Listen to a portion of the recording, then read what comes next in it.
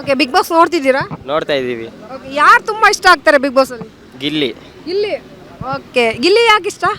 ಅವ್ರು ಕಾಮಿಡಿ ಮಾಡೋದು ತುಂಬ ಇಷ್ಟ. ಅವ್ರ ಎಪಿಸೋಡ್ ಎಲ್ಲ ನೋಡಿದ್ದೀನಿ, ತುಂಬ ಚೆನ್ನಾಗಿ ಮಾಡ್ತಾರೆ. ಬಿಗ್ ಬಾಸ್ ಅಂದರೆ ಬಿಗ್ ಬಾಸಲ್ಲಿ ಗಿಲ್ಲಿ ಇರೋದೇ ಫುಲ್ ಕ್ರೇಜು.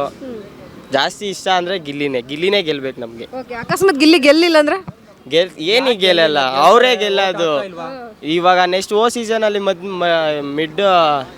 ಮಿಡ್ ಎಲಿಮಿಷನಲ್ಲಿ ಆದಾಗ ಎಲ್ಲರಿಗೂ 9 ಲಕ್ಷ 10 ಲಕ್ಷ ಅಷ್ಟೇ ಬಂದಿದ್ದು. ಇವ್ರಿಗೇನೆ 55 ಲಕ್ಷ ಬಂದಿರೋದು. ಪಕ್ಕಾ ಗೆಲ್ತೀವಿ ಅಂತ ನಮ್ಗೆ ಗೊತ್ತು. ಗಿಲ್ಲಿನೇ ಗೆಲ್ತಾರೆ. ಓಕೆ, ಓಟ್ ಹಾಕಿದ್ದೀರಾ ಗಿಲ್ಲಿ ಅವ್ರಿಗೆ? ಗಿಲ್ಲಿಗೆ ಈಗ ತಾನೇ ಬೆಳಗ್ಗೆ ತಾನೇ ಹಾಕ್ಬಿಟ್ಟು ಬಂದಿದ್ದೀವಿ. ಮಧ್ಯಾಹ್ನ ನಮ್ಮ ಹುಡುಗನ ಕೈಲಿ ಹಾಕ್ಸಿದ್ವಿ.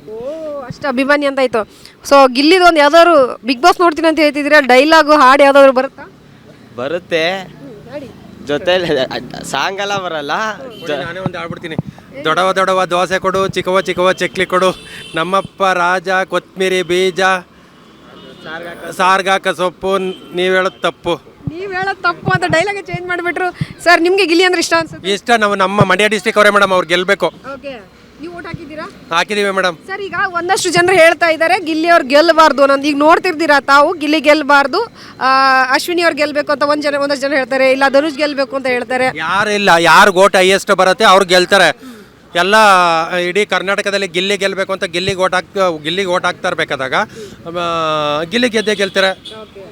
ಈಗ ಏನು ಅಂತಂದ್ರೆ ದುಡ್ಡು ಕೊಟ್ಬಿಟ್ಟು ಬಿಗ್ ಬಾಸ್ ಅನ್ನ ಕೊಂಡುಕೊಂಡಿದ್ದಾರೆ ಅನ್ನುವಂಥದ್ದು ಹೊರಗಡೆ ಕೇಳಿ ಬರ್ತಾ ಇದೆ. ತಾವೇನು ಹೇಳ್ತೀರಾ ಸರ್? ಅದ್ರ ಬಗ್ಗೆ ನಮ್ಗೇನು ಗೊತ್ತಿಲ್ಲ. ಆ ಥರ ಮಾಡಿದ್ರೆ ಅದು ಅನ್ಯಾಯ ಆಗುತ್ತೆ. ಯಾರು ಪ್ರತಿಭೆ ಇರುತ್ತೆ, ಯಾರು ಚಾಣಾಕ್ಷತನ ಇರುತ್ತೆ, ಯಾರು ಓಟ್ ಇರುತ್ತೆ ಅವ್ರು ಗೆಲ್ಲಬೇಕು.